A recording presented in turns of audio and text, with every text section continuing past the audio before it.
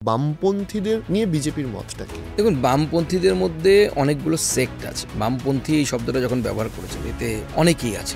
CPI আছে, CPM আছে, forward ব্লকও নিজেদেরকে বামপন্থী বলে, আরএসপি আছে, আবার যারা এক্সট্রিমিস্ট যারা আর কি তারাও আছে, এমএল। ওদের মধ্যে আবার অনেকগুলো ভাগ। যতবার পার্টি কংগ্রেস হয় ততবার ভাগ হয়। কমিউনিস্ট পার্টির ইতিহাস তাই বলছে। সমস্যা হচ্ছে এরা ভারতবর্ষে কোনো চিরস্থায়ী হতে পারবে না। আমি বলছিলাম না, পণ্ডিত দীনদয়াল উপাধ্যায় যে চিতির কথা বলে গেছে, অর্থাৎ একটা ভেতরে একটা আত্মা থাকে, জাতিরও আত্মা থাকে।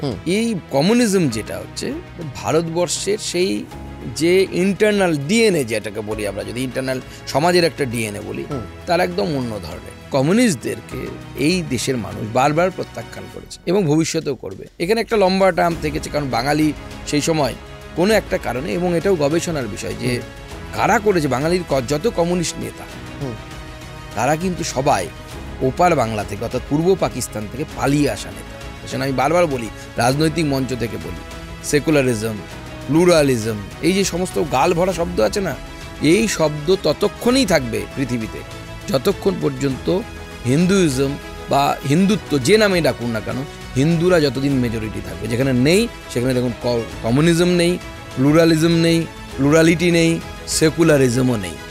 হিন্দু বাই বার্থ, আমি যদি হিন্দুত্বের কথা বলি, ইট ইজ নট কমিউনাল।